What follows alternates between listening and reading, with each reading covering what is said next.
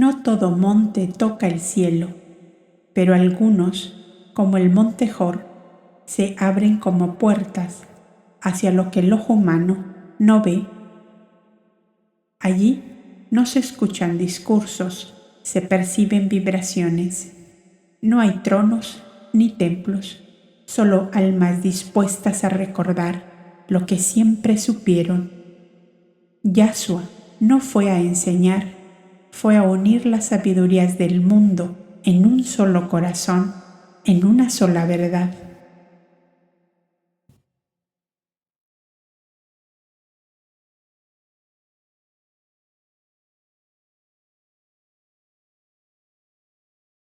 Bienvenidos a Voces de la Biblioteca Upasika.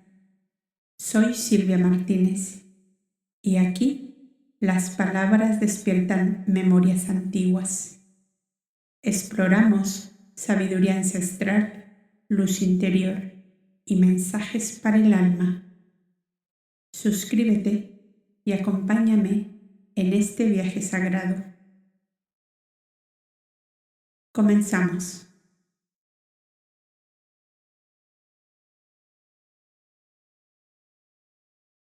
En el monte Hor, 30 días después, Yahshua, en compañía del tío Jaime, se incorporaba a la caravana que hacía viajes periódicos desde Jerusalén a Hezbón y después hacia el sur, al montañoso país de Edom, donde les esperaban Melchor y Gaspar, los dos grandes amigos desde la cuna, para celebrar la primera reunión pactada el día de la muerte de Baltasar. Apenas habían pasado Hezbón y penetrado en los peñascales de Moab, a la altura de Monte Nebo y Pisga, le salieron al encuentro 2 de los 70 ancianos del santuario de Moab que habían sido invitados a participar de aquella reunión. La caravana les dejaba en Sela y desde allí debían separarse hacia el oeste, hasta el monte Hor, donde el príncipe Melchor tenía instalada la última escuela de divina sabiduría que había fundado.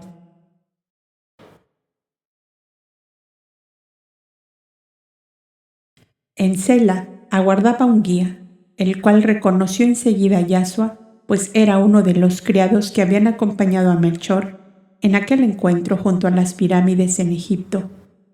«Podías haberte ahorrado el viaje», dijo uno de los ancianos de Moab al guía, «porque nosotros conocemos el monte Hor». «El amo manda y yo obedezco», contestó el criado. «El monte Hor tiene grandes precipicios y la escuela está en una meseta que desde el valle no se percibe». «¿Ha llegado un viajero del Golfo Pérsico?», preguntó Yahshua. «Hace 3 días, y vino con 2 compañeros más.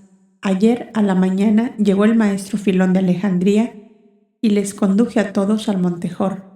Han sido más diligentes que nosotros, no obstante de estar más lejos», dijo uno de los ancianos de Moab.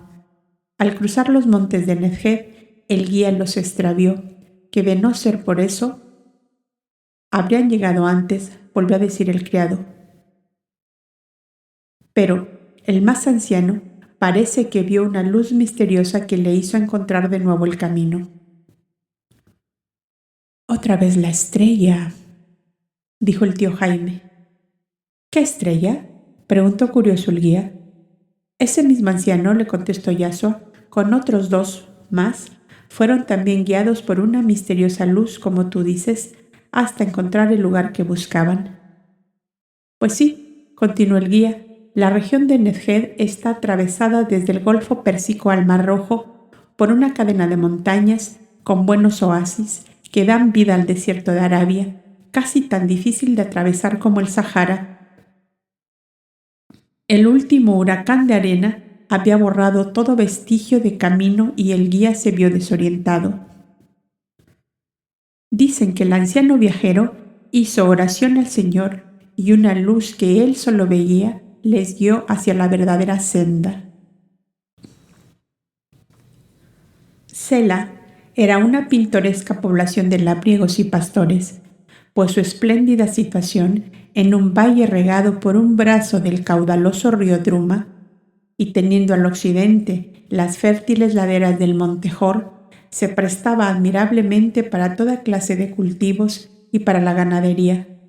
Era además uno de los mercados importantes donde los árabes negociaban con ventaja los espléndidos caballos de la región del Negev, conocidos como los mejores del Oriente. Aún desde las calles de la ciudad ya podía distinguirse la silueta erguida del Monte Hor, que es el pico más elevado de la cadena montañosa de Seir. Quien visita por primera vez aquella región de Arabia se figura que en menos de una hora de viaje ya se encuentra al pie de aquel monte, y así se lo figuró Yashua. Mas el guía les aseguró que la subida hasta la meseta en que estaba la escuela les llevaría desde el mediodía hasta poco antes de la puesta del sol. El sendero, demasiado tortuoso, subía en irregular espiral que, si bien salvaba los peligros, alargaba las distancias. Cuando el guía les dijo: «¿Ya hemos llegado?», todos preguntaron: «¿Y la casa? ¿Dónde está?». «En las entrañas de la roca», les dijo el guía, que de inmediato hizo sonar un silbato de aviso.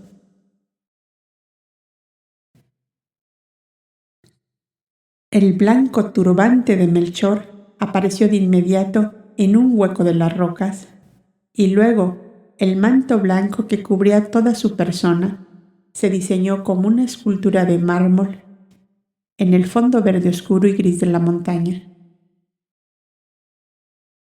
La meseta se pobló al momento de esculturas blancas con rostros de bronce y barbas de ébano, descendiendo en una fila que se adaptaba al ondulante serpenteo del camino. Todos traían antorchas cuya llama rojiza, tendida por el viento como cabelleras de fuego, daba al paisaje tonalidades fantásticas. El dosel de púrpura y oro del sol poniente envolvía aquel espléndido conjunto de cerros boscosos, por donde medio centenar de hombres vestidos de blanco con llameantes antorchas aparecían a veces, como suspendidos de los árboles sobre el vacío abierto a sus pies. Cuando Melchor, que abría la marcha, llegó a los viajeros, los últimos aparecían con estatura de niños, prendidos en las ramas de las acacias o en los abanicos de las palmeras. Yashua pensó que el detalle de las antorchas era parte de un ritual acostumbrado para un honroso recibimiento, pero cuando las sombras de la noche los encontraron aún trepando la escarpada cuesta, comprendió que era una necesidad para no caer de bruces a cada instante en aquella escalera labrada a pico en la roca viva. Cuando llegaron a la explanada superior, los viajeros se encontraron agradablemente sorprendidos en una alegre plazoleta cercada de acacias y naranjos, intercalados con hermosos pedestales de piedra blanca, que en su parte superior tenían un hueco donde los que subían iban dejando sus antorchas. Hacia el frente aparecía como un enorme lienzo, un muro blanco, que era de la misma roca calcárea bruñida y pulimentada de tan admirable manera que parecía el frente de mármol de un templo común. En aquella roca había sido esculpido un inmenso libro abierto en cuyas 2 páginas aparecían grabadas en negro los 10 mandamientos de la ley de Moisés, y en lo alto del formidable libro de piedra se veía una luz en forma de estrella de 5 puntas, que era una caja de piedra dentro de la cual ardía permanentemente una lámpara de aceite. Para los viajeros que atravesaban aquella montañosa región, la estrella de luz era como un faro que les orientaba en su camino. El príncipe Melchor había querido dejar allí permanente recuerdo de la misteriosa luz que les guiara un día a encontrar al Verbo de Dios bajado a la tierra. Tu escuela de sabiduría divina no puede tener mejor portada que esta, díjole Yashua. el libro de la ley y la eterna luz que le alumbra. Pero esta es una escuela sin puerta, añadió. Las tiene, hijo mío, y bien abiertas, contestó Melchor. Mira. El gran libro aparecía colocado sobre dos enormes pedestales labrados en la misma roca de la montaña, los cuales tenían la forma de pirámides truncadas y eran un poco más altos que un hombre de regular estatura. En uno de los lados de ambas pirámides se abrían las puertas de entrada que daban a dos galerías, cuya techumbre de cuarzo permitía penetrar allí la luz del sol, aunque bastante velada. Lámparas de aceite las iluminaban por la noche. A lo largo de aquellas galerías se abrían las puertas de las habitaciones, que eran grutas excavadas en la peña y recubiertas de cedro. Ambas galerías se encontraban al final en un hermoso pórtico de 10 columnas que daba entrada al santuario de la escuela, labrado como la sala hipóstila de un templo egipcio, o sea, un recinto central más alto y ancho que los dos laterales, unidos los tres por grandes arcos cerrados con cortinas de púrpura violeta.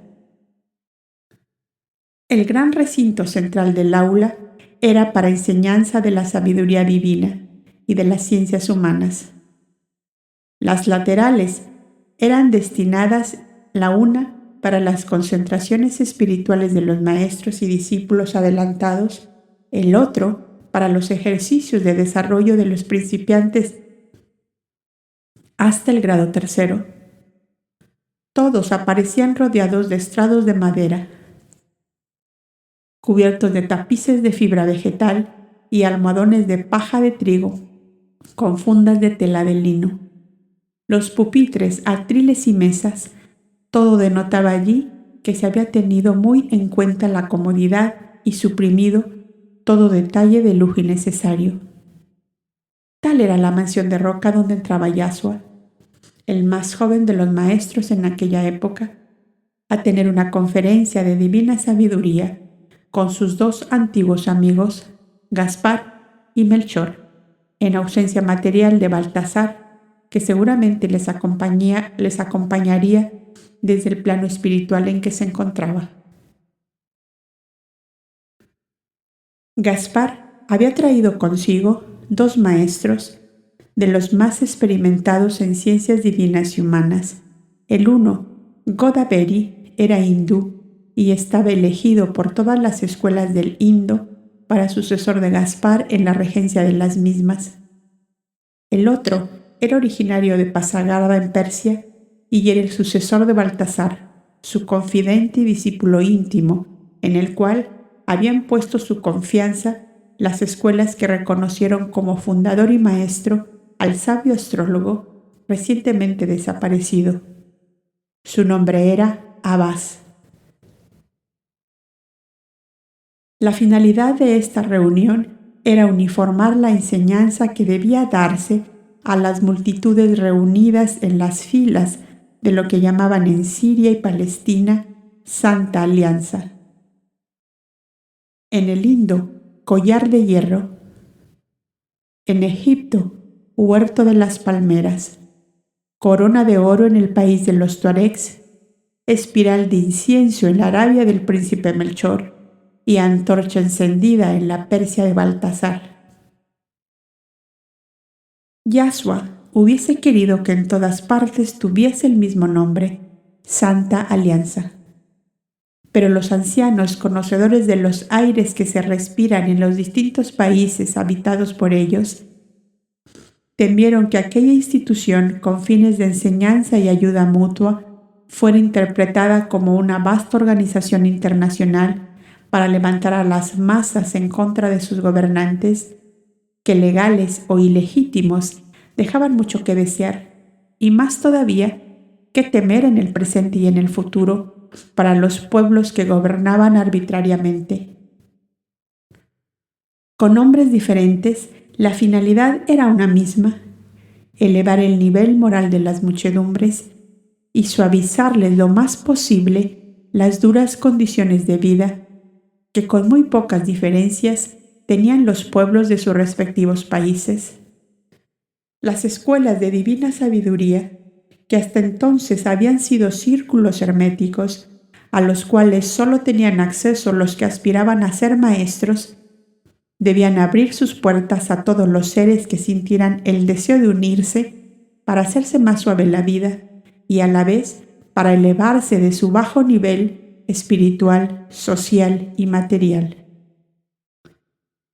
Quedaba a la discreción y prudencia de los maestros el reglamentar la enseñanza y la ayuda mutua en forma que dieran los frutos buscados. Con el maestro Filón había venido el anciano profeta de los tuaregs que el lector vio en el palacio de rocas de la reina Selene, sentado a sus pies. Formado espiritualmente por los sabios sacerdotes de la antigua Menfis, de cuyas escuelas solo quedaba una en el lago Merik, era una inteligencia muy clara y un gran corazón. Para Filón había sido una verdadera antorcha en las horas difíciles de su larga carrera en procura de la verdad. Se iniciaron pues las reuniones. En la gran sala central de la escuela con 10 asistentes, Yasua y los 2 ancianos de Moab, Gaspar y sus 2 acompañantes, Filón y el profeta de los tuaregs, Melchor y el maestro Dan Egades, elegido por las escuelas de Arabia para sucesor suyo.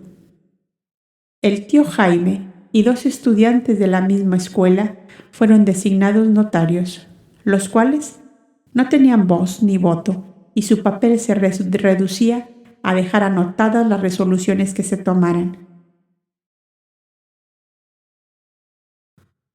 Al tratar de elegir al que presidiría las reuniones, todos unánimes designaron a Yasua, que aunque el más joven en la vida física, era el más anciano como espíritu. Eres la verdad eterna, encarnada en una personalidad humana. Y nadie como tú para abrirnos derroteros nuevos en el laberinto de la inconsciencia humana en que nos vemos sumidos. Dijo el mayor de los ancianos de Moab. Todos participaban de este pensar y sentir, y Yasua no pudo resistirse al mandato de la mayoría. Conforme a la costumbre de todas las escuelas de divina sabiduría, Yasua abrió la primera sesión con la invocación a la triada divina. Poder infinito, amor supremo, claridad eterna.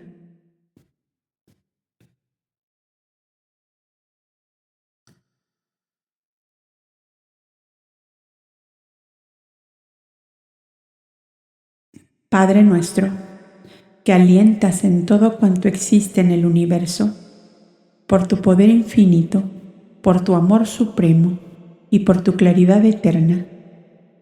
De tu presencia estamos dispuestos a realizar sobre este mundo tu divina idea, si somos dignos de ser tomados como instrumentos de tu soberana voluntad.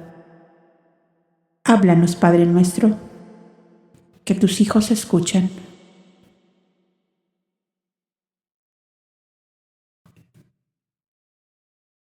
Hubo unos momentos de silencio profundo para que cada uno buscara la unión con la divinidad.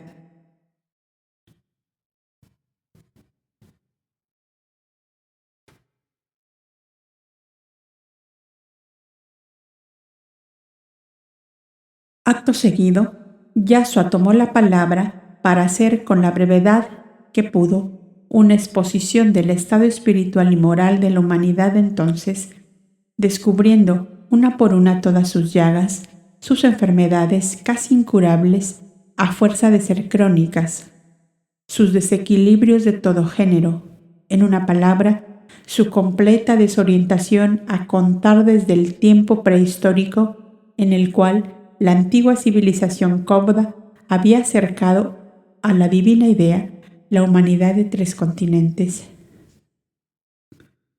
Pasada aquella época, dijo, encendió el Eterno sus lumbreras en distintas regiones de la tierra, pero sus resplandores permanecieron pocos siglos a la vista de los hombres de buena voluntad, cuyas mentalidades nuevas cedían por milésima vez a las tinieblas de errores constituidos en leyes por los dirigentes de las multitudes. Tenéis la palabra para esbozar vuestros respectivos programas. Volver a la obra regeneradora de Krishna y Buda, dijo Gaspar el hindú. Volver a la ley de Moisés, dijo Melchor, el maestro de Horeb y Sinaí. Krishna, Buda y Moisés, divina trilogía que trajo a la tierra la luz de Jehová, exclamó uno de los ancianos de Moab.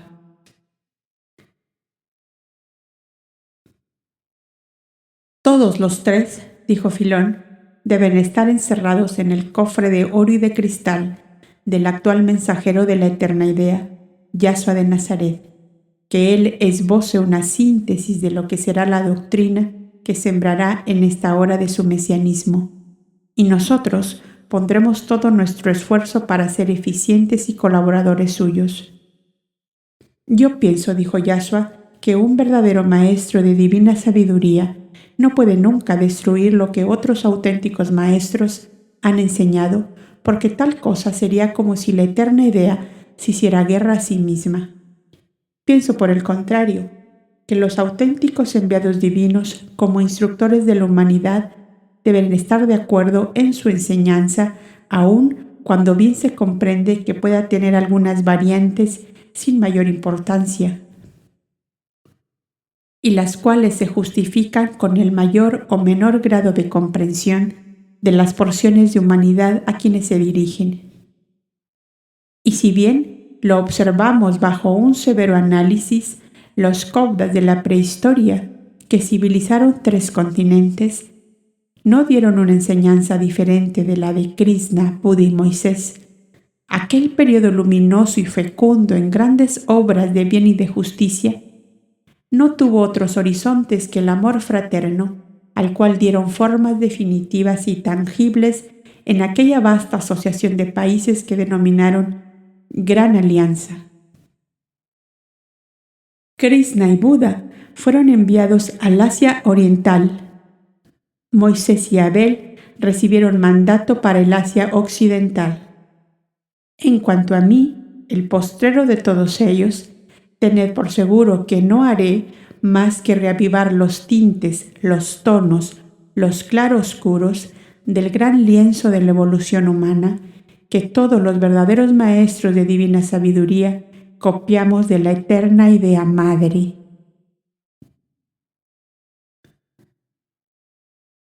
La enseñanza de todos los instructores se ha basado en el amor universal, que es la gran ley que rige los mundos. Cada uno de ellos ha especializado su forma de comprender y sentir la idea madre, la ha esbozado con tintes más vivos, más profundamente definidos.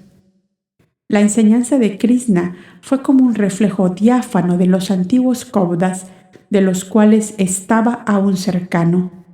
Freno duro para la injusticia y la prepotencia, decidida protección para los débiles y esclavizados.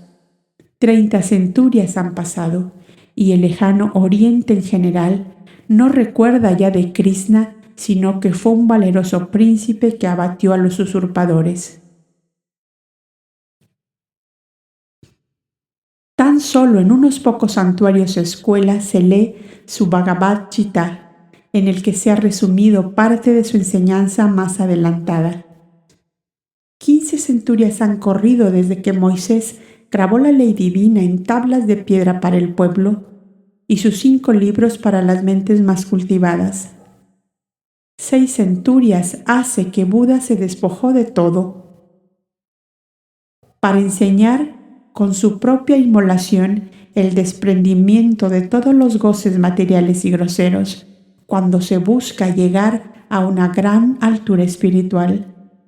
Y la enseñanza de Krishna, de Moisés y de Buda han sido igualmente falseadas, adulterada y proscrita de todas las mentes y de todos los corazones para sustituirla por un monumental catafalco de prescripciones, ordenanzas y ritos, en conformidad con las tendencias interesadas de los dirigentes de pueblos y de los interventores en el santuario de las conciencias.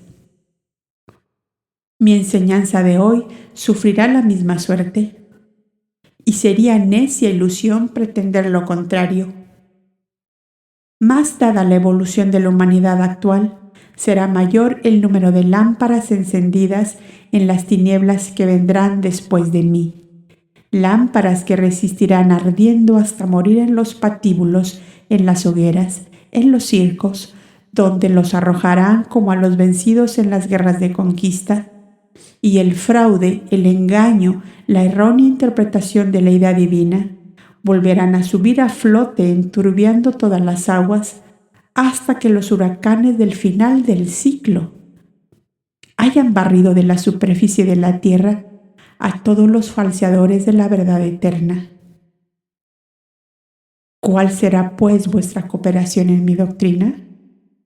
Constituir cada cual en su país núcleos de discípulos conscientes para que sean los maestros del porvenir, con lo cual conseguiremos que serán más los salvados que los perdidos en las tinieblas de una nueva evolución en planetas inferiores, donde las condiciones de la vida física nos causarían espanto a los hombres de la actualidad. Y para terminar os digo que mi enseñanza para los pueblos estará basada en estas palabras de la ley de Moisés. Ama a Dios sobre todas las cosas y al prójimo como a ti mismo.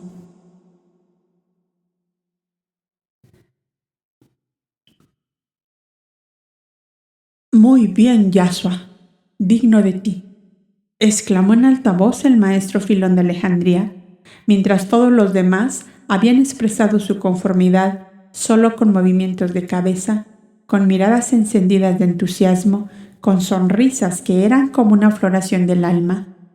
Pero todo eso, continuó Filón, es código para las multitudes que no aspiran más que a su tranquilo bienestar material. Y para nosotros, Yahshua, y para todos aquellos que como nosotros aspiran a conocer esa potencia suprema que llamamos Dios. ¿Qué nos das, Yahshua? ¿Qué nos das?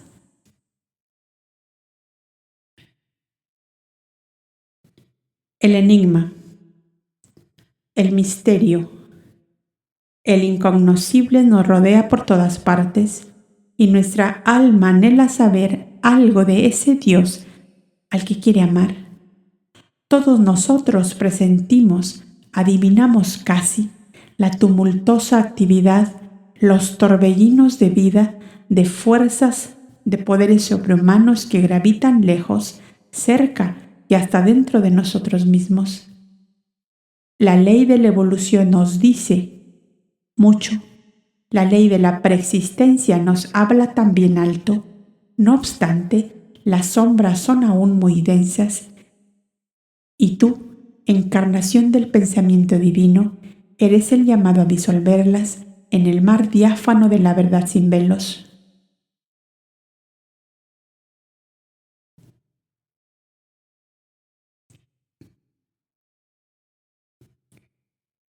Hubo un momento de expectativa silenciosa en que todos esperaban la contestación del gran maestro.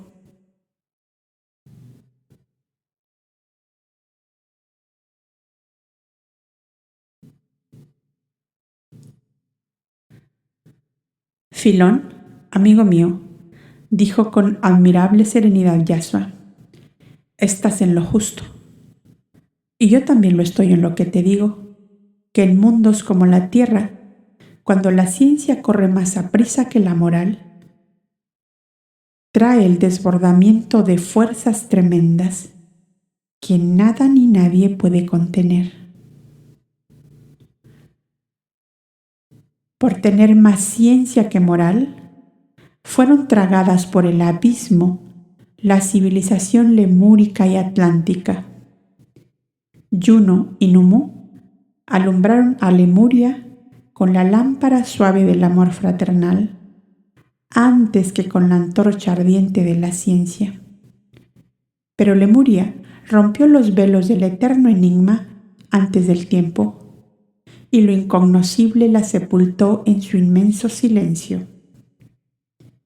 Anfión y Antulio iluminaron a la Virgen de Oro del Atlántico, y el último le dio lo más que podía dárseles a mentes humanas del planeta Tierra. Mas la ciencia de los atlantes, audaz y soberbia, rasgó con su estilete el velo del Sancta Sanctorum, y la suprema potencia que obscurece a los soberbios y da su luz a los humildes, desató el tremendo desbordamiento de fuerzas desconocidas y la sepultó también en el eterno silencio.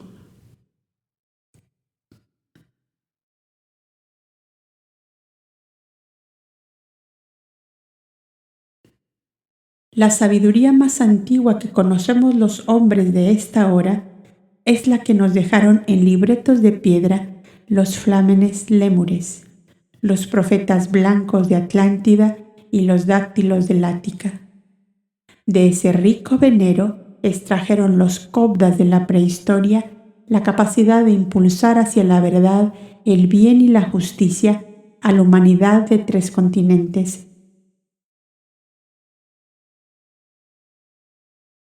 Pero toda esa grandiosa ola de sabiduría divina tan solo osó levantar la punta del velo que oculta el eterno enigma, apenas lo suficiente para enseñar a los hombres que Dios es amor infinito, justicia inexorable, poder absoluto, energía suprema, vida eternamente renovada en todas y cada una de sus creaciones, desde los más radiantes soles que pueblan la inmensidad hasta la más insignificante larva que forma su colonia en una burbuja de espuma o en la grieta de un peñasco.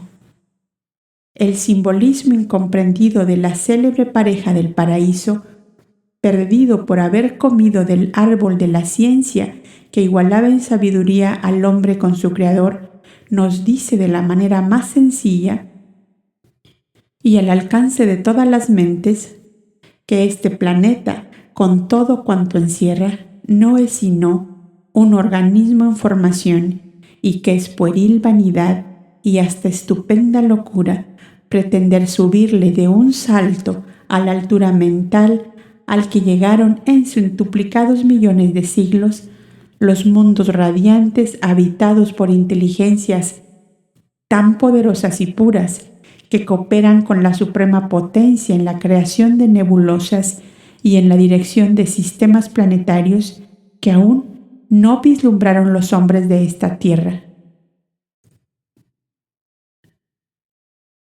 Lo que sucedería con el embrión humano que está en formación en el seno materno, si se pretendiera conseguir prematuramente la hora del nacimiento, es lo que ocurre cuando se precipita la llegada de esta humanidad al templo luz del perfecto conocimiento divino.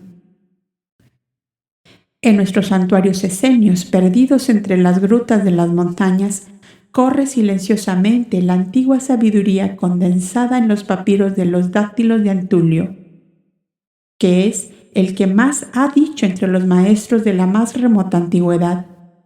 Su mensaje de aquella hora estuvo casi exclusivamente dedicado a las exploraciones metafísicas, al punto de manifestarse como relator de poemas interplanetarios. A través de las crónicas de sus familiares y discípulos íntimos, podemos conocer la vida en planetas inferiores y muy superiores a la Tierra. Podemos conocer la escala infinita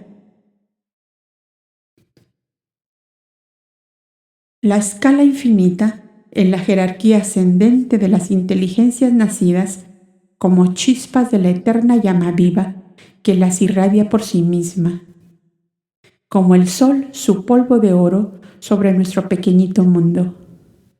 Mi guía, nos dice Antulio en la crónica escrita por su madre Valquiria,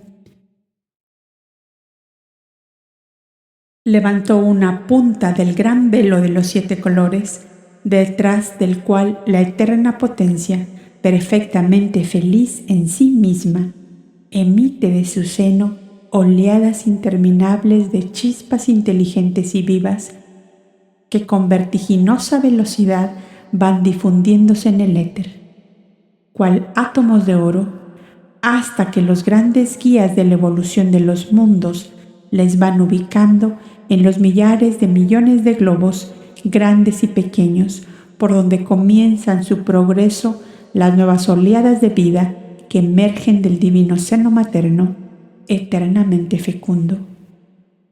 Y no bien la punta del velo fue levantada, que un torrente de luz potentísimo me cegó, me aturdió, me traspasó de parte a parte, me produjo un vértigo enloquecedor, como si de pronto hubiera perdido todos los puntos de apoyo y me encontrara absorbido por el vacío.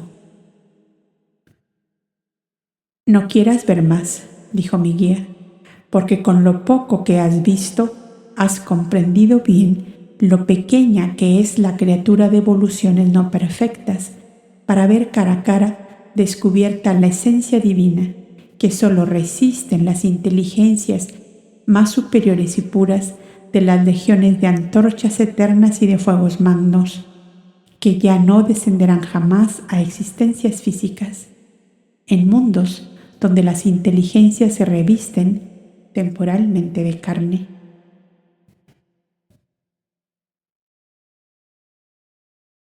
De las crónicas santulianas sacaron su doctrina los sabios sacerdotes de la antigua Menfis en Egipto, los maestros de las viejísimas escuelas de sabiduría de Golconda y de Madura, de donde la tomó Krishna y que perseguida después por los brahmanes huyó a las cimas nevadas de los montes Himalaya y a las selvas impenetrables del Tíbet.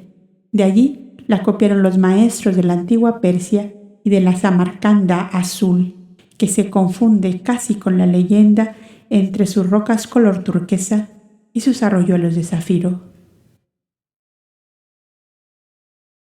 Oh, Filón, amigo mío, creo que he hablado más de lo conveniente y que con lo que he dicho, tu corazón de niño ansioso de ver maravillas se habrá aquietado ante el impenetrable enigma, cuyo amor a sus diminutas criaturas le hace esconderse aún para que ellas crezcan, vivan y se perpetúen, glorificándole y amándole en sus obras y en sus leyes, que son todas vivas, vivas manifestaciones de su eterno amor paternal.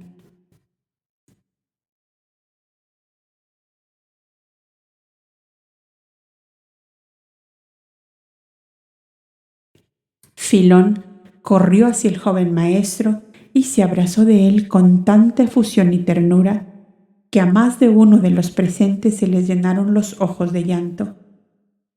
Yasua estrechó sobre su pecho aquella hermosa cabeza en la cual brillaban ya algunas hebras de plata, demasiado prematuras, y fruto quizá, de la constante cavilación en que vivía por conocer la esencia de ese Dios que su gran corazón quería amar.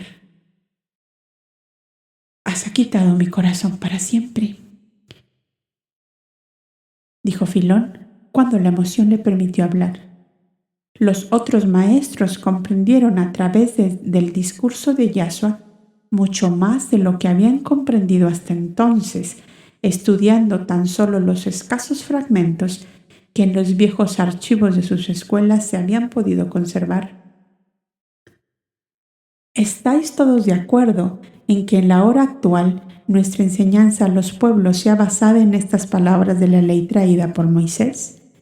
¿Amar a Dios sobre todas las cosas y al prójimo como a ti mismo?, preguntó Yasua a los maestros que le rodeaban. De acuerdo, contestaron todos. Solo el amor puede tender un puente sobre el abismo que hay entre la inteligencia humana y la suprema inteligencia, añadió Melchor.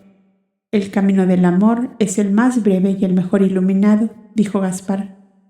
De todas las perfecciones de la divina esencia, dijo el maestro Abbas, el persa, creo que el amor es lo que más dulcifica la áspera vida humana en este planeta y es una fuente de aguas permanentes en las que el hombre, sea de la evolución que sea, encontrará cuanto necesita para sobrellevar la carga de su existencia con ventajas para sí y para los demás. El Maestro lo ha dicho y eso basta, a sembrar todos el rosal divino del amor sobre la tierra, añadió uno de los ancianos de Moab. Los peñascos del Sahara se cubrirán de rosas bermejas, dijo el profeta de los tuaregs, y en sus dunas amarillentas surgirán jardines donde el mensajero de Amanaí recogerá rosas color de púrpura. Veo manchas de sangre en los peñascales del África del Norte. Son tus héroes, son tus mártires de mañana, niño luz, que has despertado con tu palabra todos los resplandores que dormían en la niebla de mi pensamiento.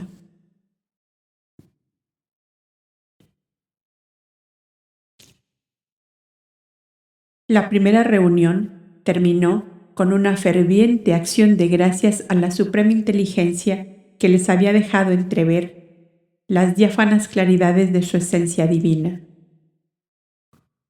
En la segunda reunión se estudiaron los principios básicos de las más antiguas escuelas de divina sabiduría y se hizo un extracto de los que podrían darse a conocer de las masas populares que se acercasen voluntariamente a los núcleos instructores.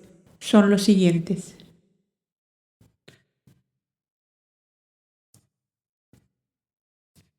1. La inmortalidad del alma y su progreso constante a través de múltiples existencias físicas, con el fin de conquistarse su propia felicidad. 2. Que la suprema potencia, Dios, es el bien, es el amor, es la justicia, y ha grabado en la esencia misma del alma humana el principio eterno que es su única ley. No hagas a otro lo que no quieras para ti.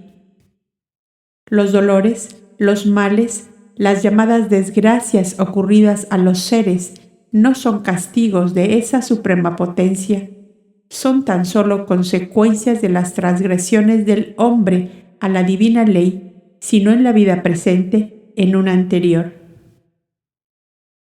3. Que para la suprema potencia, Dios, no hay seres privilegiados porque tal afirmación sería una negación del amor y de la justicia divina, que se derrama por igual sobre toda criatura emanada de él. Hay solamente el bien, atraído y conquistado por el acierto y rectitud en el pensar y en el obrar. 4. El alma humana es libre de obrar el bien o el mal. Si obra el bien, conquista el bien. Si obra el mal, atrae el mal. 5. La muerte destruye tan solo el cuerpo material y da libertad al espíritu que continúa viviendo ligado por el amor, a los que fueron en vidas físicas sus afines, amigos y familiares, a los cuales sigue prestando apoyo y cooperación en toda obra de bien y de justicia. Son los ángeles tutelares más íntimos de que hablan todas las religiones. 6. Sufrimiento eterno. No existe ni puede existir, porque la eternidad es solo de Dios, que es el bien supremo, y todo, absolutamente todo, ha de volver a Él. El sufrimiento, lo mismo en la vida física que después de la muerte, es solo temporal, hasta tanto que la inteligencia que sufre ha comprendido la causa y ha aceptado los efectos como medios de reparar el mal causado. Una vez reparados los efectos causados por una mala acción, el alma sigue su camino eterno con mayores facilidades y luces debido a la experiencia adquirida. 7. Siendo Dios, amor supremo, que solo por expansión de su amor da vida a cuanto existe, sin pedir ni esperar de sus criaturas, sino que sean eternamente felices, se deduce que las faltas en contra del amor deben ser las que atraen al alma más dolorosas consecuencias, y asimismo que las obras de amor, grandes o pequeñas, sean las que le atraigan mayor progreso, mayor conocimiento y más felicidad.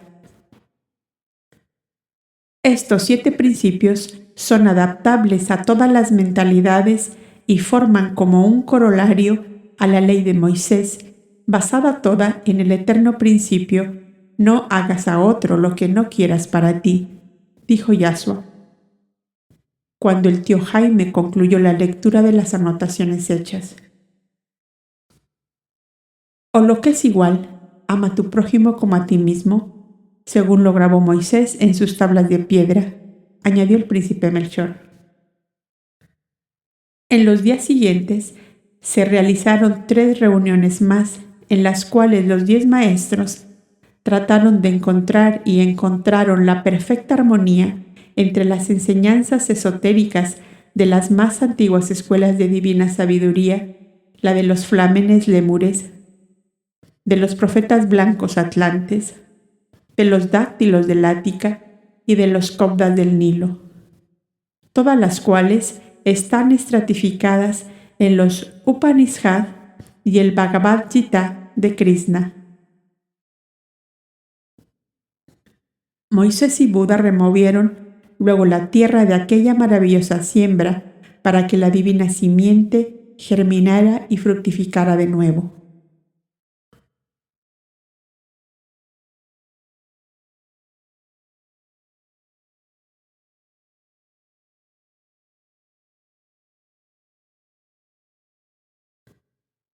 Habían encontrado el camino del bien y de la justicia para las multitudes en los 7 principios ya enumerados. Ahora llegaron a fijar otros 7 para los que anhelaban escalar la montaña santa del conocimiento superior. Aceptaron en primer término las 6 virtudes básicas que exigía Buda para los buscadores de perfección mediante la unión íntima con la divinidad. 1. La caridad con el prójimo. 2. La pureza de vida en pensamiento, palabra y obra. 3. La paciencia en todas las circunstancias de la vida. 4. Valor para perseverar en el sendero elegido, no obstante las opiniones diversas del mundo. 5. La concentración espiritual o meditación buscando el propio conocimiento y la energía de la eterna potencia. 6. Consagración a la ciencia que nos descubre las obras y leyes de Dios y nos hace útiles a la humanidad. A estas 6 virtudes exigidas por Buda añadieron la que Krishna consideraba como indispensable para que el espíritu adelantado fuera investido por la suprema ley de los poderes necesarios para neutralizar y a veces anular los males de la vida humana, o sea, el desinterés. Esta era pues la 7ª virtud que juntamente con las 6 anteriores formaban el extracto de la enseñanza que llevarían a la práctica los que quisieran llegar a la perfección y por ella a la más íntima unión con la divinidad, a ser uno con Dios.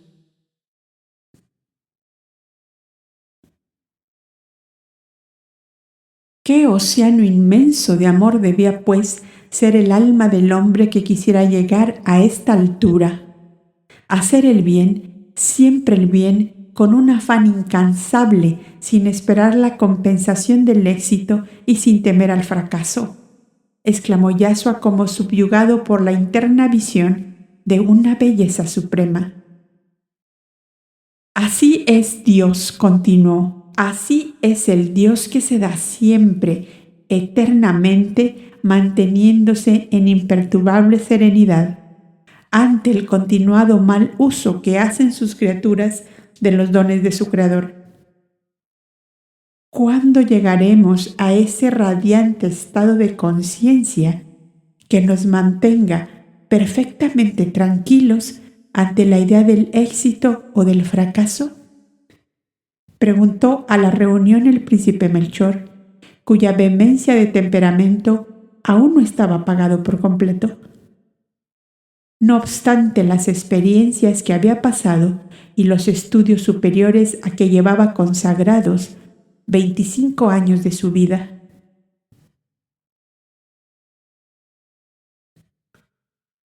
cuando hayamos logrado poner en práctica los 7 principios de la vida perfecta, contestó Yashua con una solemnidad inspirado, por cuyos labios parecía cruzar en ese instante el soplo divino del eterno enigma. Tomaron asimismo la disposición de que los 9 maestros que rodeaban a Yashua escribieran cada cual por separado, una vez vueltos a sus respectivos países y moradas, un tratadito que se denominaría Comentarios a los 14 Principios de Divina Sabiduría, esbozados en la reunión de maestros del Monte Hor.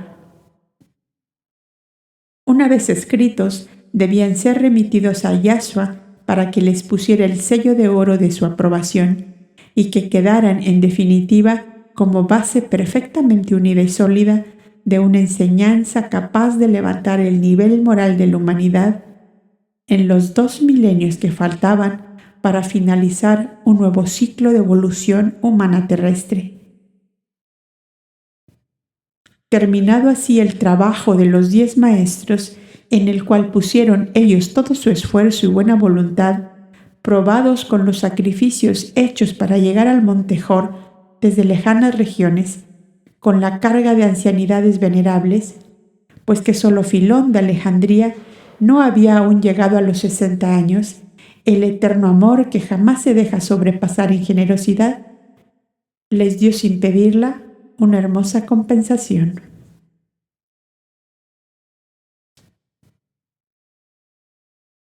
El príncipe Melchor, en su calidad de dueño de casa, quiso obsequiar a sus huéspedes con un festín en la misma escuela al cual fueron llamados los estudiantes de las pequeñas escuelas de Cades de Barnea y Esión-Geber, en las que se habían repartido los estudiantes de la escuela madre, que era la de Monte Hor, perdida en los peñascales escabrosos de Madián, donde el Joreb y el Sinaí se destacan con sombría majestad y tienen la consagración de la presencia lejana de Moisés.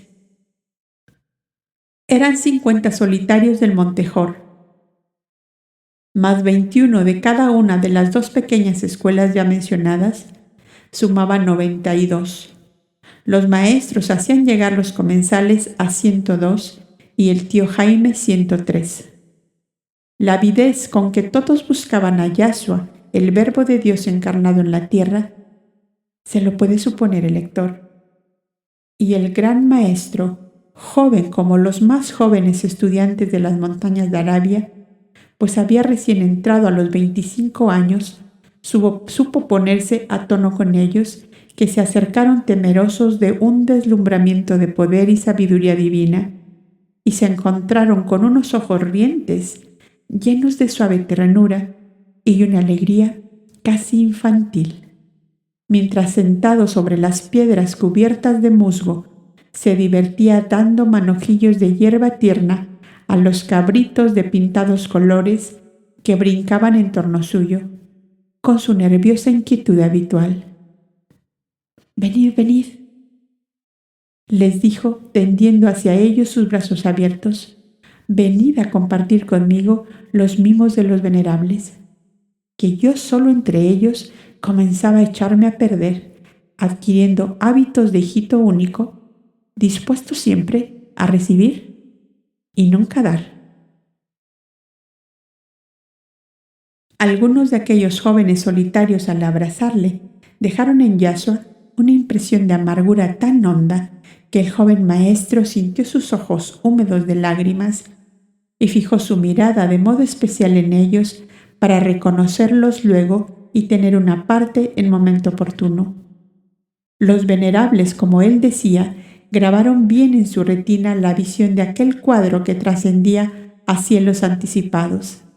El joven maestro de rubios cabellos y ojos claros, abrazando efusivamente a aquel numeroso de grupos de jóvenes de morena faz y negras cabelleras, que dejaban en él toda la intensidad de sus temperamentos vehementes y emotivos. Eran todos hijos de la ardiente Arabia. La gran mesa del festín estaba puesta en aquella plazoleta delantera a la fachada que ya conoce el lector, y la cual aparecía como amurallada por acacias y naranjos. Era el anochecer y las antorchas colocadas en los pedestales de piedra soltaban al viento sus cabelleras de llamas. Cuando se trató de ubicar a los comensales, Yasua habló el primero, dirigiéndose en particular al príncipe Melchor.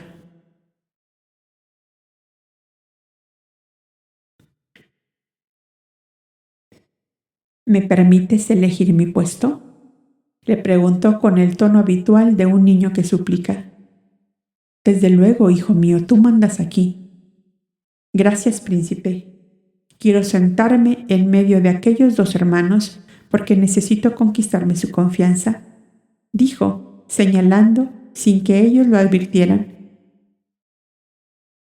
a dos jovenzuelos de elevada estatura y cuyas fisonomías se parecían tanto entre sí que denotaban un vínculo de familia. Su tez, ligeramente trigueña, y sus ojos color de hoja seca demostraban además que había en ellos una mezcla de razas. «Ya sé por qué te interesan», exclamó sonriendo Melchor. «Has percibido en ellos un secreto dolor y te propones curarles. Son hermanos entre sí y tienen una dolorosa tragedia en su vida. Buscando alivio en el apartamiento de los hombres, han venido a nuestras escuelas. Mas, no sé si curados de su mal, perseverarán en este camino. Eso pertenece a Dios y a ellos solamente, con que ya sabes mis deseos. Descuida, Yasua, que yo espero ser un buen colaborador en toda obra tuya». De pronto sonó una campana en lo interior del santuario y por debajo del gran libro de la fachada comenzaron a salir las blancas figuras de los solitarios que rodearon la mesa. Melchor, ayudado por alguno de ellos, fue ubicándolos a todos en sus respectivos sitios. «Yasua pide», dijo, «que Baltasar, Gaspar y yo presidamos esta comida», dijo. «Y siguiendo la costumbre de las antiguas escuelas en el sitio destinado al que vive sin la materia, aparecerá una gran corona de ramas de olivo y flores de siempre viva, símbolo de paz y de amor». Todos aplaudieron la idea y la corona fue colocada en la cabecera principal de la mesa, dando así la preferencia al que, de los tres primeros en reconocer a Yasua, estaba desencarnado. A ambos lados se colocaron Gaspar y Melchor, siguiéndoles los demás por orden de edad. En la otra extremidad, frente a esa, estaba Yasua, en medio de los dos jóvenes mencionados y cuyos nombres eran Abdullahi y Dambiri, que ignoraban completamente haber sido elegidos por Yasua para compañeros de mesa. La poderosa irradiación del joven maestro de tal manera les saturaba que por primera vez en varios años se mostraban satisfechos y alegres. «Mirad qué dichosos están aquellos dos», dijo Melchor a su sucesor, Dan Egades, sentado a su lado. «Pues, como para no estarlo con la compañía que tienen», le contestó a media voz. «Yasua mismo lo ha pedido así, porque ha percibido su gran dolor. Será para nosotros otra prueba de su poder sobre las almas, si le vemos curados de su mal».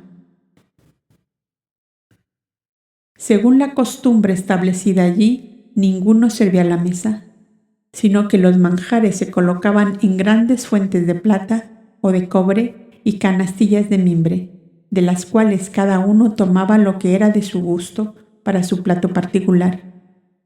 Un rebaño de cabras y una gran majada de gansos que los solitarios cuidaban les proporcionaban la materia prima para su alimentación, o sea, leche, manteca y huevos. El huerto cultivado por ellos mismos les daba las legumbres y hortalizas, mientras que las vides que trepaban por las montañas, las higueras, los cerezos, las naranjas y las palmeras adornaban su mesa con el esplendor de sus preciosos frutos. Como era de esperarse, una profunda simpatía se estableció de inmediato entre Yasua y sus dos compañeros. «¡Qué casualidad!», dijo uno de ellos, «que tú, oh maestro, has quedado entre nosotros dos». «¿Acaso no es casualidad, sino ley?», le contestó el maestro. «Una ley que nos coloca a tu lado, maestro, es muy singular», añadió el otro. «Nosotros estamos muy lejos de ti». «¿En qué lo conocéis?», volvió a decir Yasua. «En que tú eres el ungido del Altísimo para salvar a todos los hombres y nosotros no somos capaces de salvarnos a nosotros mismos. Creo que hay diferencia». «Si no te explicas mejor, tardaré en comprenderte. Lo único que sé de vosotros dos es que tenéis un gran dolor interno que os dificulta el estudio y la meditación». «Es verdad, maestro. Mas, ¿cómo lo sabes?». «Mi sensibilidad lo ha percibido desde el primer momento que os vi. Por eso estáis a mi lado, porque mi corazón necesita que me abráis el vuestro. No podría irme tranquilo del monte Hor si el Padre Celestial no me concediera el don de dejar curada para siempre vuestra pena». Los dos hermanos se miraron asombrados grandemente de lo que oían. «¿Y qué puede significar en vuestra gloriosa carrera de Mesías el dolor de dos vidas oscuras e ignoradas como las nuestras?», preguntó Dambiri con la voz temblorosa de emoción. «¿Esto quiere decir que nosotros estamos sentados a tu lado porque tu maestro lo has pedido?», interrogó Abdullahi. «Justamente. ¿Os disgusta que lo haya hecho así?». «De ninguna manera. Me asombra sí que os intereséis tanto por dos seres que hasta hace unas horas no conocíais». «¿Conocéis y aceptáis la ley de la preexistencia?», volvió a preguntar Yasua. «Llevamos aquí 3 años y ese es uno de los principios básicos de la enseñanza», contestó Dambiri. «Entonces, no podéis asegurar que por vez primera estáis a mi lado. Y si hubierais sido algo muy íntimo mío en vidas anteriores, ¿no podía despertarse fácilmente el recuerdo en vosotros o en mí mismo, traducido en forma de simpatía?». «Eso puede ser verdad», contestó Abdullahi. «Hay tantas circunstancias y hechos que son una realidad y que dejamos pasar inadvertidas porque la grosera vida física nos lleva a dudar o negar todo aquello que no perciben nuestros sentidos», dijo el joven maestro, como abstraído de un pensamiento fijo. Este pensamiento presionaba aquellas mentes para que se vaciaran en la suya, y Dambiri, que lo percibió más profundamente, dijo: «Tenemos una historia y es esta. Nuestro padre fue un extranjero que vino de la lejana Grecia y amó a la que fue nuestra madre a los 12 años de edad. Como ese amor fue un secreto para todos por la feroz oposición de nuestros abuelos, nosotros crecimos creyendo que éramos huerfanitos adoptados por compasión. Nuestra madre continuaba siendo una niña que no tenía otra diversión que jugar con nosotros y colmarnos de mimos. Llegamos a amarla con un delirio rayando en locura, y así comenzaron a nacer los celos entre ambos. Un día nos sorprendió el que en verdad era nuestro abuelo, trepados a la ventana de la alcoba de nuestra madre mientras ella dormía, con la intención de penetrar dentro. Nosotros, que somos mellizos, teníamos 12 años y nuestra estatura era casi como la que tenemos ahora. Ni nosotros ni nuestro abuelo conocíamos el vínculo que nos unía con aquella joven mujer que solo tenía 24 años de edad y cuyo amor nos tenía enloquecidos a los dos. Mi abuelo, que era muy violento de carácter, nos tomó a entrambos por el cuello para estrellarnos en las rocas y que rodásemos al precipicio a donde daba aquella ventana.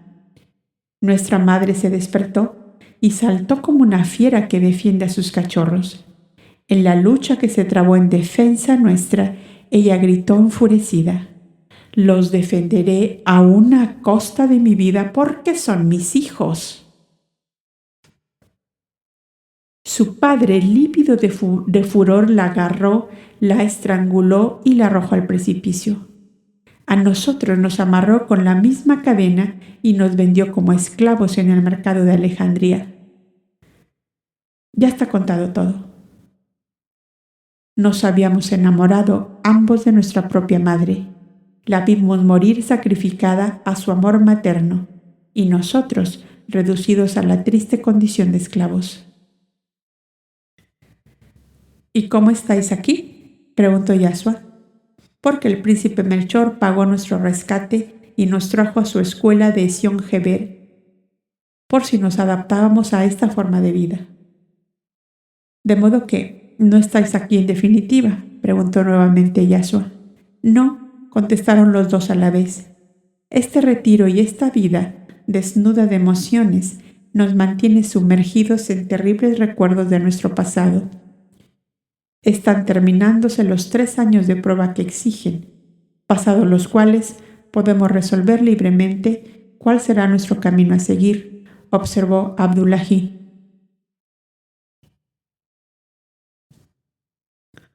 ¿Cuántos años de edad contáis ahora? 12 teníamos el día de la tragedia, 6 de esclavitud y 3 en la escuela de Sion-Geber. 21 años. ¿Y os parece que tenéis deshecha para siempre vuestra vida, no es así? Así es justamente, y no vislumbramos siquiera la forma de rehacerla nuevamente, dijo Dambiri con profunda tristeza. ¿Quiere decir que no creéis en el poder, ni en la sabiduría, ni en el amor de nuestro supremo dueño y señor?, preguntó Yasua. Creemos, dijo Abdullahi, pero pensamos que lo ocurrido en nuestras vidas sea consecuencia también de nuestro impetuoso amor pasional que nos hizo olvidar todo respeto a la casa que nos había cobijado. Nos dejamos cegar por el egoísmo y los celos y llegamos hasta odiarnos, añadió Dambiri, confirmando lo que decía su hermano. Locuras semejantes traen consecuencias desastrosas.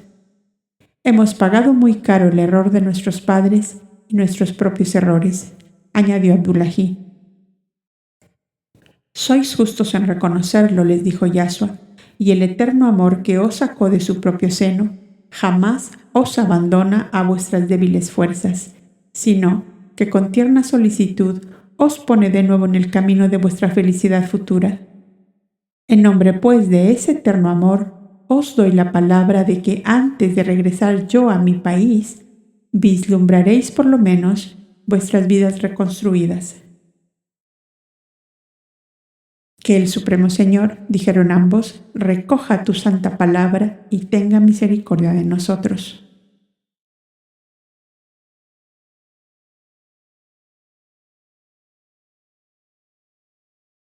Cuando la comida terminó, siguió la segunda inolvidable velada que consistía en un magnífico concierto de laúdes, cítaras, intercaladas con canciones en que los jóvenes solitarios dejaban traslucir sus anhelos, sus pensamientos y sus recuerdos.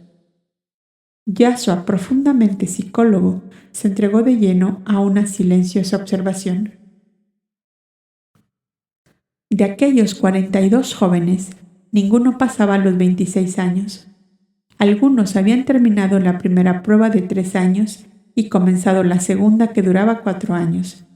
Concluido este segundo periodo, pasaban al grado de aspirantes a maestros, que duraba otros 7 años. Cuando terminó la parte artística de aquella velada, Yasua tuvo una parte con el príncipe Melchor sobre la bizarra juventud, que era la esperanza futura de las escuelas de divina sabiduría fundadas por él. Todos los demás se retiraron a sus moradas para entregarse al descanso. Solo Melchor y Yasua quedaron en vela, sentados junto a la mesa del recinto central, donde los 3 notarios de las asambleas habían realizado su trabajo en días anteriores. Un cirio de cera aromatizada alumbraba débilmente el recinto, y en las ascuas encendidas de un pebetero, Melchor puso un puñado de incienso que tejió una larga y espesa espiral de humo perfumado. Mi espiral de incienso, Yashua, continuará tu vida y tu doctrina a través de los siglos y de las edades. ¿No lo crees así?, preguntaba el príncipe Melchor. Lo creo, sí.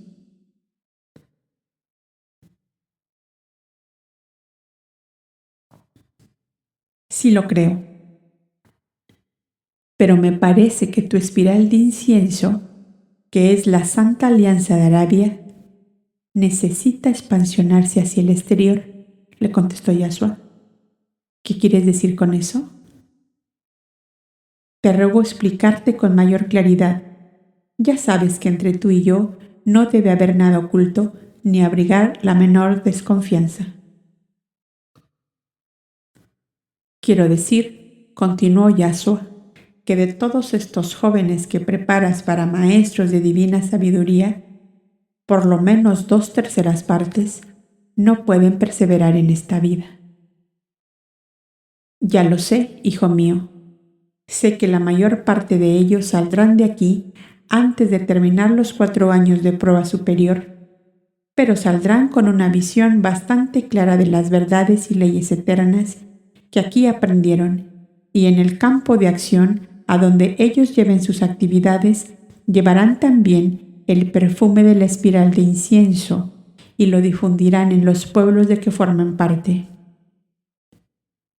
Oh, qué gran corazón el tuyo, príncipe Melchor, que no se desalienta ni se abate ante la idea de que la mayor parte de estos pajarillos echarán a volar por esos mundos de Dios, exclamó el joven maestro.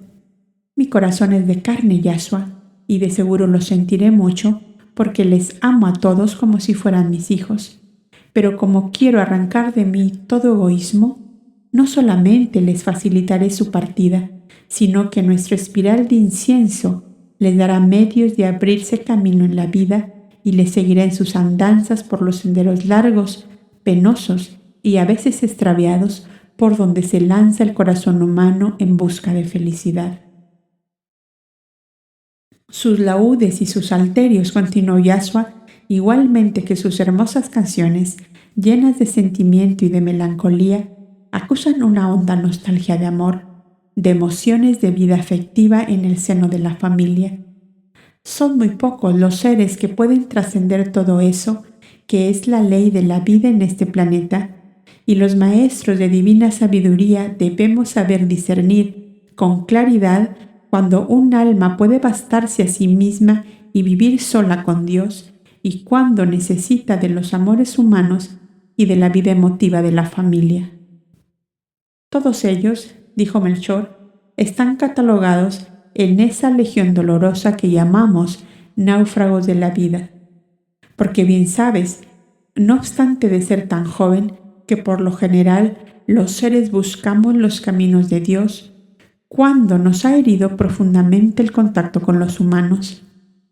Así es, contestó Yashua.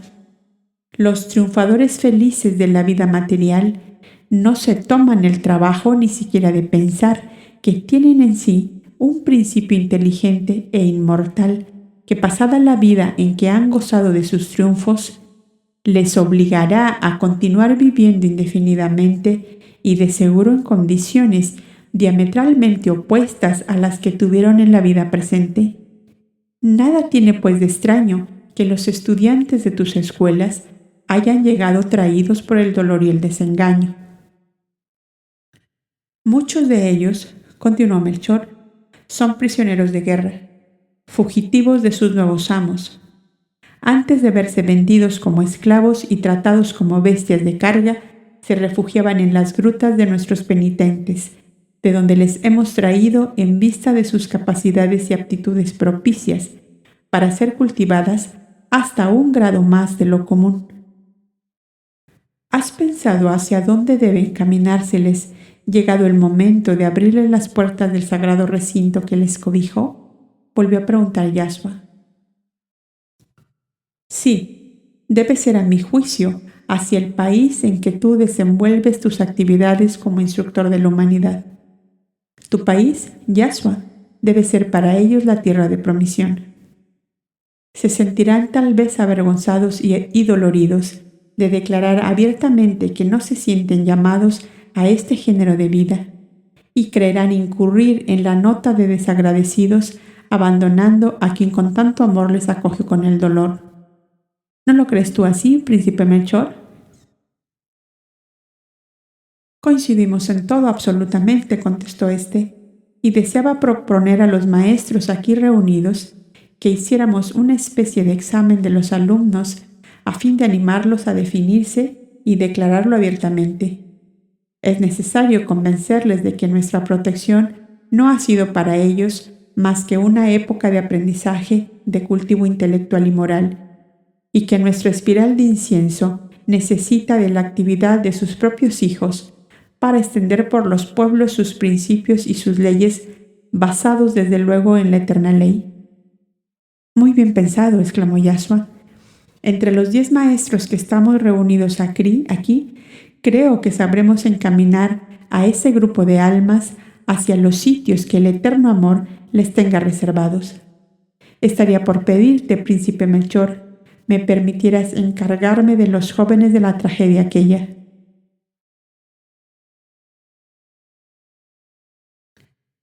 Y yo estaba por rogarte, Yashua, que te los llevases contigo, si te era posible.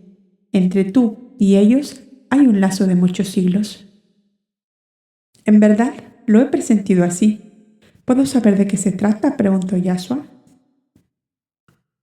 3 de nuestros solitarios, continuó Melchor, tuvieron revelación sobre ellos y las 3 manifestaciones coincidieron. Cuando Buda pasaba por la tierra, Abdullahi y Dambiri eran 2 jóvenes brahmanes que de niños habían jugado juntos con el príncipe Siddhartha en los jardines de su palacio. Le conservaron su afecto cuando él renunció a toda grandeza material y en varias ocasiones desbarataron las acechanzas y lazos que los brahmanes tendían al gran misionero para eliminarlo de la vida. Descubiertos en sus trabajos por salvar a Buda, fueron maldecidos con maldición mayor y declarados parias, arrojados de todas las ciudades donde hubiera un brahman. Y por medio de edictos se hizo saber a todos los pueblos que los 2 infelices debían ser corridos con piedras de cualquier poblado a donde llegasen. Como ellos se llenaron de odio hacia sus perseguidores, se pusieron al alcance de la terrible maldición, que en efecto atrae al maldecido una coalición de fuerzas tremendas. Locos de furor a causa del hambre y la sed, prendieron fuego a un poblado de chozas de donde les habían corrido a pedradas, causando una muerte desesperada a mujeres, ancianos y niños. Tal es el relato que por vía espiritual hemos obtenido referente a ellos 2. Creo, pues, que con este acercamiento a ti, Yashua, podrá ponerse término a la dura cadena que ellos arrastran desde aquella época lejana.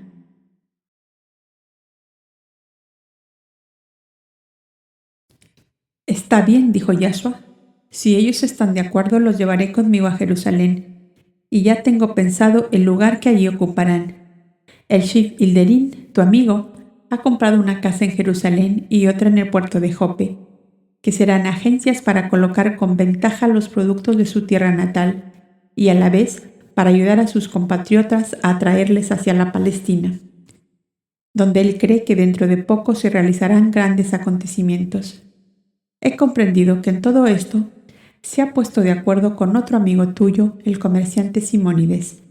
Ambos pretenden atraer toda la grandeza comercial del mundo a Jerusalén para prepararla a ser digna capital del futuro reino de Israel con que sueñan. Que se realicen o no sus sueños, mientras hagan el bien, será esa la mejor realidad.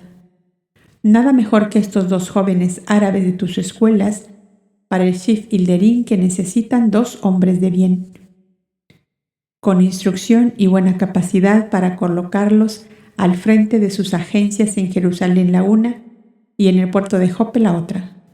¿Está bien mi combinación? Maravillosa como todas tus obras, Yashua.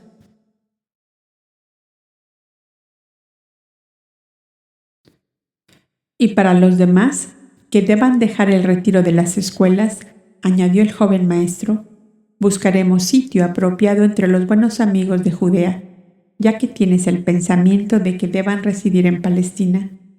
Tenemos al buen Simónides, al príncipe Judá, cuyas inmensas actividades pueden dar trabajo a doble cantidad de brazos que representan tus discípulos. Tenemos a los príncipes Salum de Loges y Jesúa, que figuran entre los dirigentes de la Santa Alianza, y son personas acaudaladas, inclinadas siempre a la ayuda mutua prescrita por nuestra ley.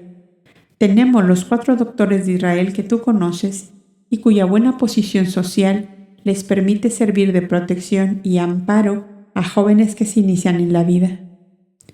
Con que ya ves que colocados de esta manera no les perderán de vista, y tu amor paternal podrá seguirles de cerca. Bajo el amparo de las personas que he nombrado, si ellos quieren seguir rectos senderos, tendrán todas las facilidades. Con esta conversación quedó preparado el terreno y al siguiente día se realizó una conferencia entre los 10 maestros y los 42 discípulos de cuya perseverancia en las escuelas se dudaba.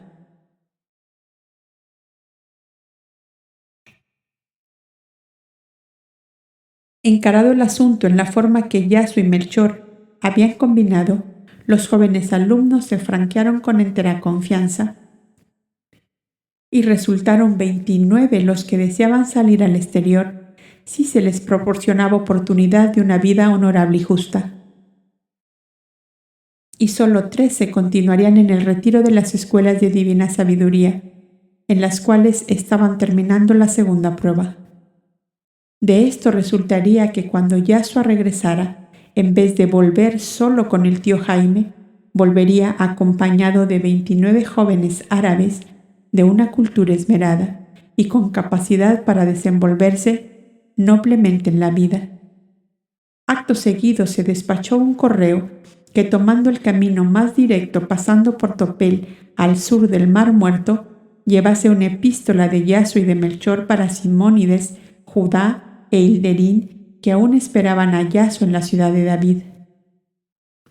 Allí se les anunciaba la llegada del joven maestro con 29 jóvenes árabes que iban a tomar puestos en las actividades honorables de los buenos servidores de Dios.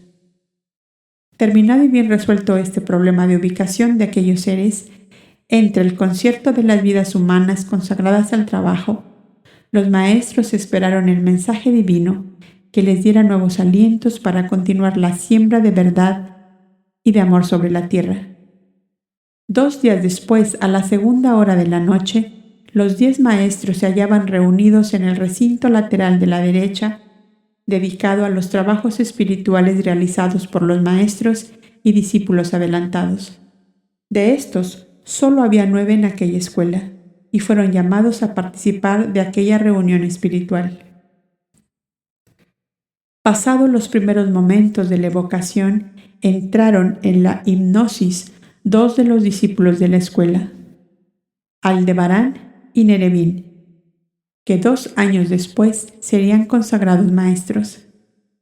Las inteligencias superiores a Elohim y Ariel, guías de Yasua en esa encarnación, habían tomado posesión de aquellos 2 instrumentos y luego de pedir concentración profunda de pensamiento, cayó en hipnosis Yusufudan, el discípulo que esa noche iba a consagrarse maestro y a través del cual transmitiría su pensar y sentir Samed, inteligencia sutilísima, próxima ya a formar parte de la legión de antorchas eternas. ¿Qué dirían aquellos mensajeros divinos venidos de los más superiores planos de evolución espiritual? Tan poderosa era la vibración de amor, tan sutil la luz extraterrestre que penetraba como una esencia en los cuerpos y en las almas de los presentes, que una especie de quietud estática les invadió a todos. La inmovilidad era completa. Parecían mudas estatuas sentadas en las cuales solo vibraba tenue la inteligencia y latía acelerado el corazón. Yasua llegó a pensar si estaría emancipado del plano físico y en posesión ya de aquel reino eterno, del cual había bajado al oscuro destierro de este mundo inferior.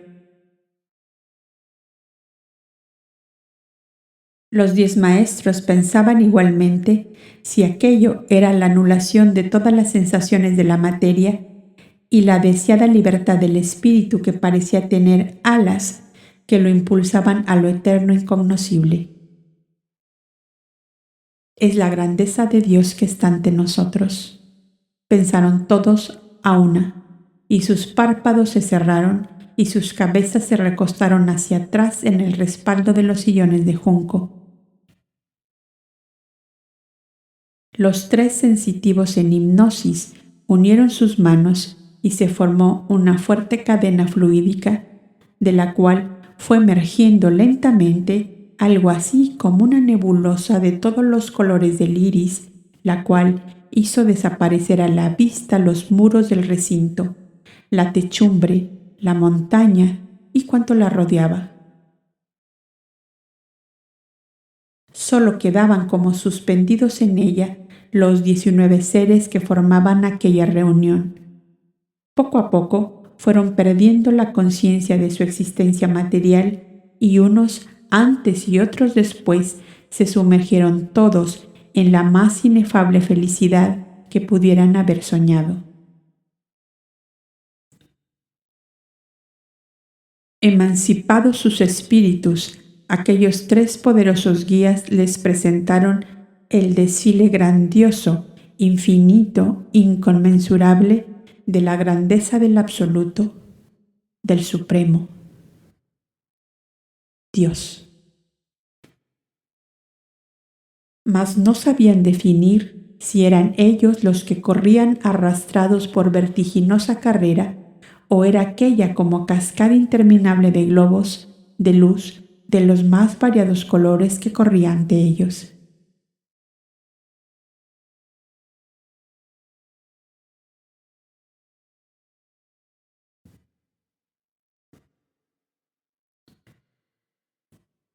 $70 millones de sistemas planetarios vistos en vuestro vertiginoso correr.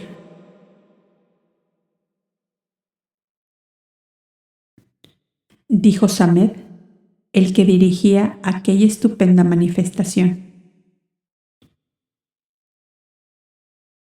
Y cada globo encierra innumerables vidas, desde las más rudimentarias hasta las más evolucionadas, y todas ellas respiran, viven y son átomos de Dios que las anima.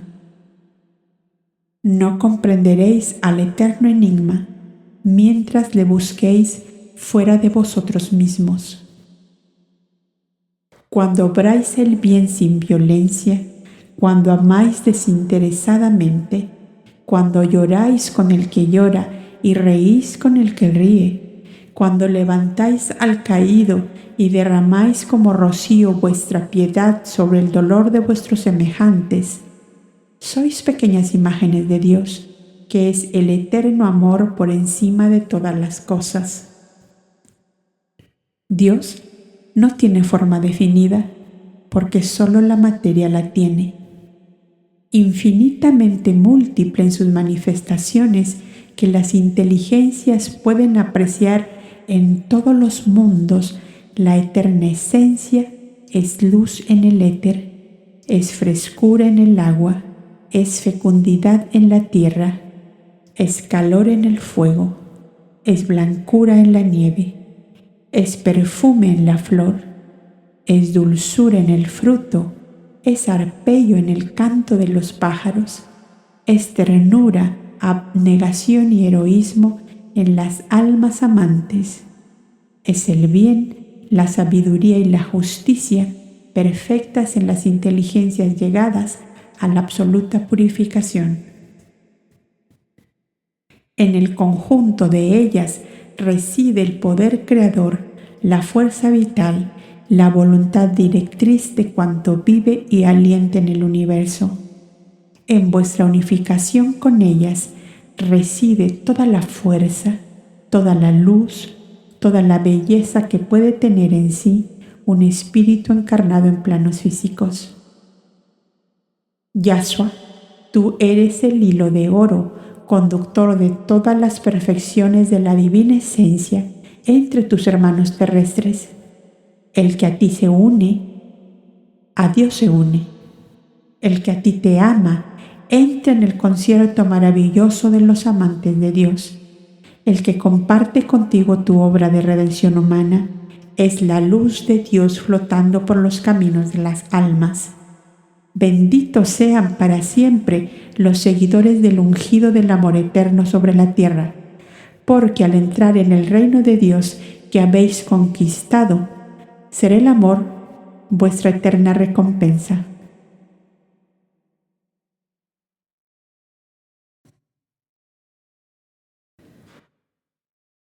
La hipnosis de este sensitivo terminó, pero la resplandeciente y sutil bruma de oro continuó cerniéndose en el ambiente, al igual que una brisa suavísima que penetraba los cuerpos y las almas, manteniéndoles en ese elevado estado espiritual que se ha llamado éxtasis o arrobamiento.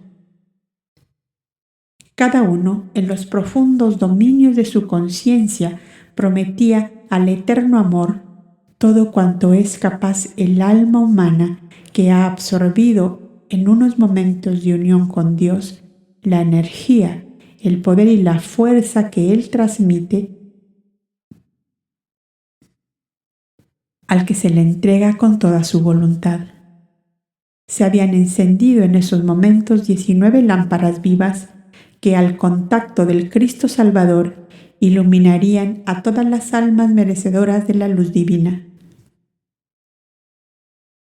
Puede decirse con toda verdad que ese instante solemne marcó el comienzo de la obra de salvación humana realizada por el Verbo Divino en esa etapa de su manifestación en medio de esta humanidad. Cuando se hubo calmado un tanto en todos los presentes aquel intenso estado vibratorio, los otros dos guías de Yahshua, que aún mantenían la hipnosis en los sujetos elegidos, iniciaron entre ambos un diálogo sobre las corrientes astrales y etéreas que era necesario establecer alrededor de Yahshua para que pudieran tener entre sí comunicación espiritual los Mesías compañeros, que en globos diferentes estaban encarnados al mismo tiempo que Yahshua en la tierra.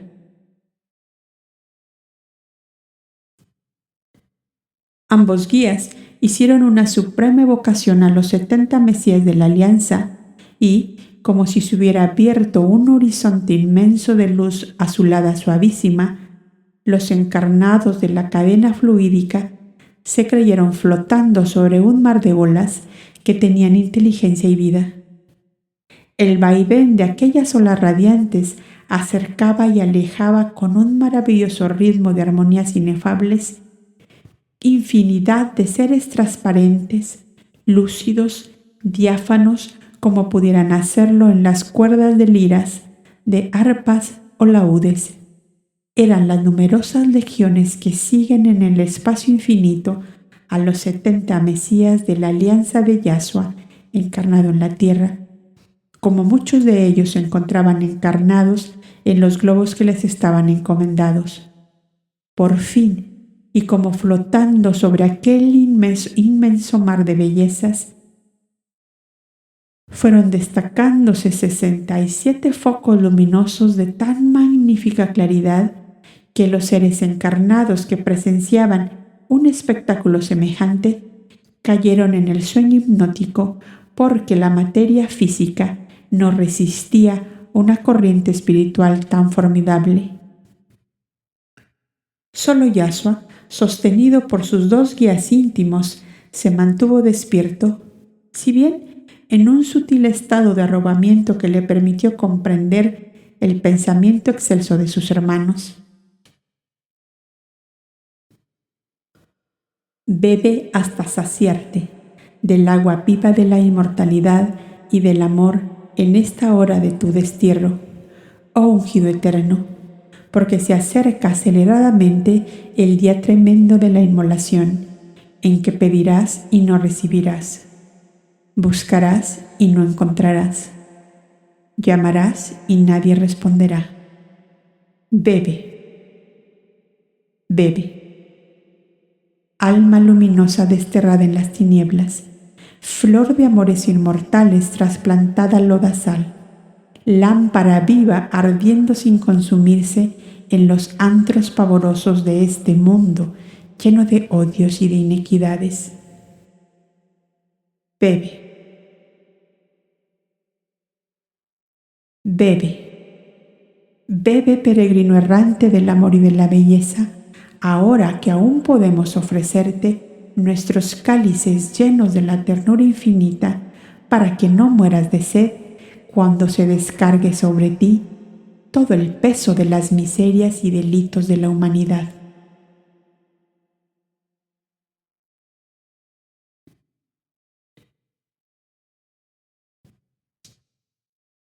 Los dos guías íntimos se desprendieron de los sujetos que les habían servido de instrumentos y se unieron a la radiante asamblea que como un mar de claridad inundaba el recinto, haciéndolo desaparecer bajo el oleaje de luminosos fluidos. Yashua, plenamente despierto, con admirable lucidez y energía, los fue llamando por su nombre, uno a uno, y cada uno le respondía con el símbolo de su nombre.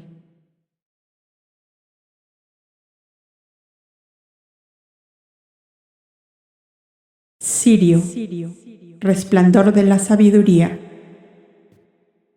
Osiris, mi reposo es Dios. Orión, el que abre caminos. Minerva, mensajero del poder de Dios. Venus, soy un beso del eterno amor. Alfa, bálsamo de piedad. Vega, luz que da vida. Andrómeda, despertador de durmientes. Arturo, portador del fuego divino. Samed, libre de ilusión. Calma, templo de Dios. Neptuno, ebrio del agua divina. Mercurio, fortaleza del Eterno. Júpiter, hijo de la sabiduría. Urano, fuego purificador. Saturno, lágrimas de salud. Marte, espada justiciera. Capela, íntima vibración de Dios. Castor, abrazo del Supremo. Virgo, reflejo de la divina luz. Pollux, siembro la paz. Sade, siempre fijo en la luz. Tao, vibración del alma universal. Tot, he descorrido el velo. Mahalael, voz de Dios que flota en el viento. Procyon, dardo que hiere y sana. Isis, duermo para crear. Orfeo, canta el amor en mí. Apolo, carroza de luz eterna. Diana, flecha de amor que no mata. Urania, sondeo el infinito. Juno, soy el canto de la paz. Yada, creceré eternamente. Bet, el que une corazones. Gimel, plenitud de Dios. Joro, hijo del amor y de la luz. Dalet, eterna transformación. Sisap, luz vivificante. Saeta, me impulsa el soplo divino. Régulo, como perfume me quemo al fuego. Cap, eterno viviente. Nunsaín, el que avanza siempre. Secania, amor piadoso. Resaí, resplandor de la idea eterna. Delfis, vaso lleno de rocío. Yapet, palabra que da vida. Palus, eterna victoria. Sebaot, resplandor del fuego viviente. James, ola de energía divina. A Elohim, sembrador eterno. Semonis, aire que apaga incendios. Ariel, amor compasivo. Jejaleb, la unión es la fuerza. Saín, mi querer es mi poder. Yod, agua que purifica. Mem, el eterno me vela. Hayim, palabra de sabiduría. Fis, la eterna armonía. Sipo, morir para vivir. Tauro, siervo de la majestad divina. Gedulá, soy y seré. Keterei, espejo de la eterna belleza. Tiferet, llamarada de Dios. Binaiu, voz de la sabiduría y de la justicia. Okmaya, muro de fortaleza divina.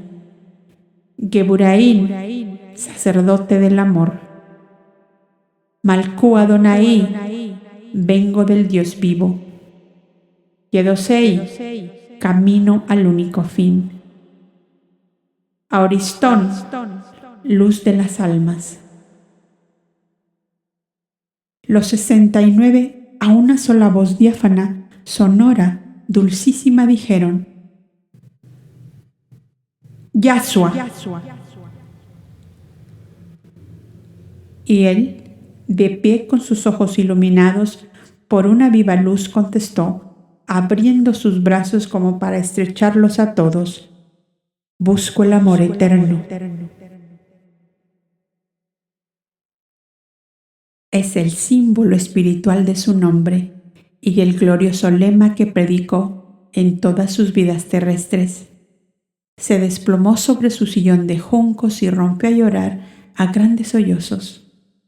La esplendorosa visión se fue esfumando a través del llanto que empañaba sus pupilas, y el recinto quedó sumido en las amarillentas penumbras de los cirios. Sus hermanos se despertaron exclamando: ¡qué sueño magnífico! Yahshua nos ha llevado a su cielo por unos momentos, dijo Melchor, aún sumergido en un mundo de luz y de belleza suprema.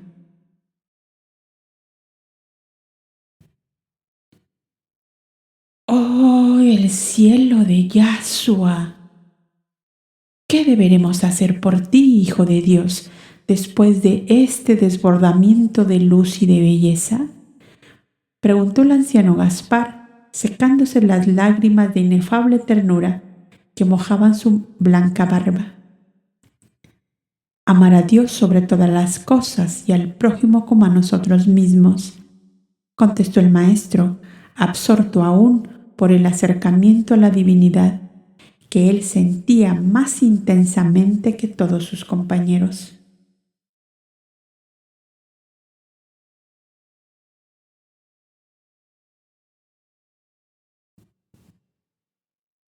Cuando el silencio cubrió la montaña, las almas salieron de sí mismas y contemplaron lo eterno. No hubo milagros visibles, hubo revelaciones internas. No bajaron con tablas ni con proclamas, bajaron con una vibración que transformaría naciones a través de los corazones.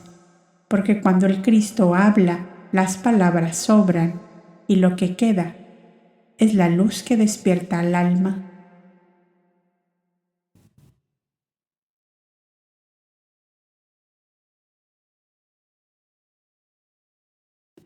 Correspondencias arqueológicas y tradicionales del capítulo en el Monte Hor.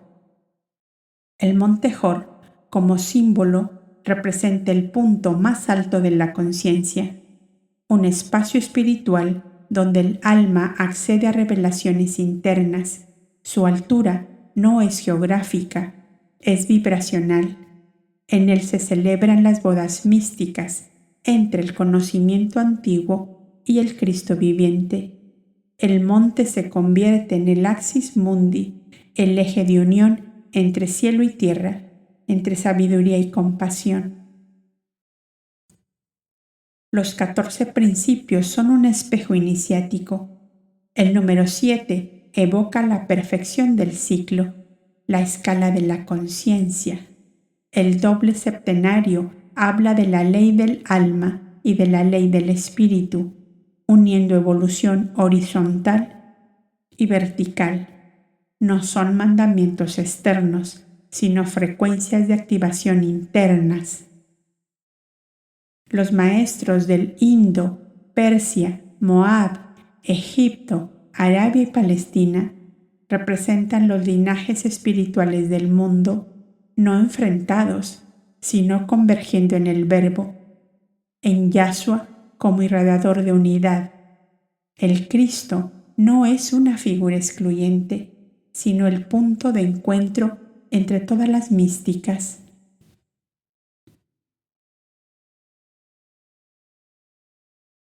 El Monte Hor, nombrado en textos bíblicos como el sitio donde muere Aarón, adquiere aquí una dimensión transfigurada, no como lugar de muerte, sino como portal de vida espiritual. Lo que muere es lo viejo, lo que nace es el alma universal, que ya no pertenece a una sola tradición.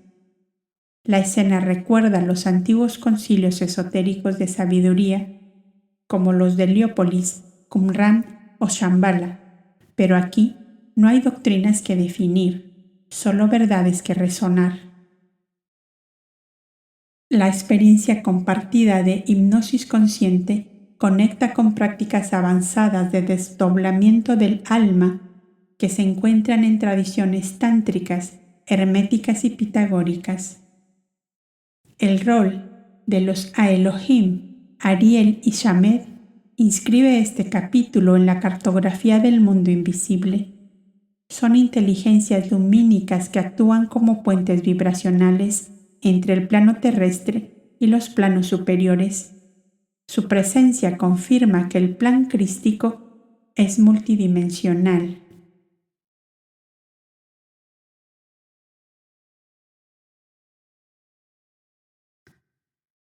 Puente con la historia sagrada del capítulo en el Monte Hor. Este capítulo marca una inflexión en la historia espiritual de la humanidad. Es un eco del monte Sinaí, pero sin tablas de piedra. Aquí la ley se escribe en vibración y conciencia.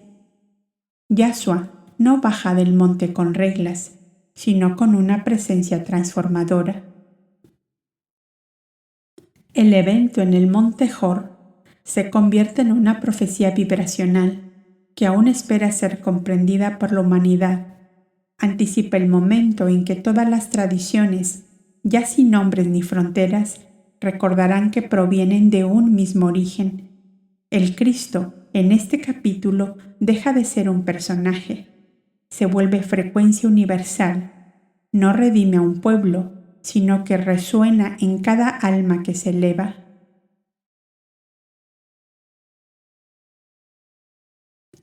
No necesitas subir una montaña para encontrar al Cristo. Solo necesitas silenciar el mundo, reunir tus voces internas y permitir que tu alma recuerde. Porque el Monte Hor no está en Edom, está en ti, y cada vez que eliges vibrar en amor, se abre el portal y el Verbo te habita.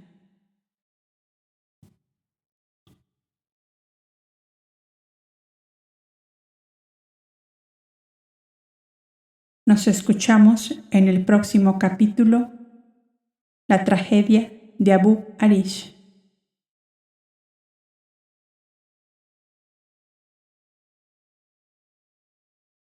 Gracias por compartir este instante de alma.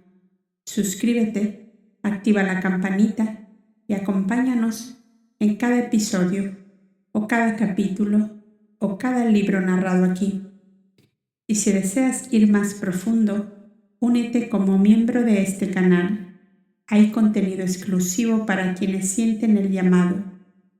Y como recordaba Madame Blavatsky, la mentira baja estrepitosamente por un plano inclinado, mientras la verdad sube penosamente cuesta arriba.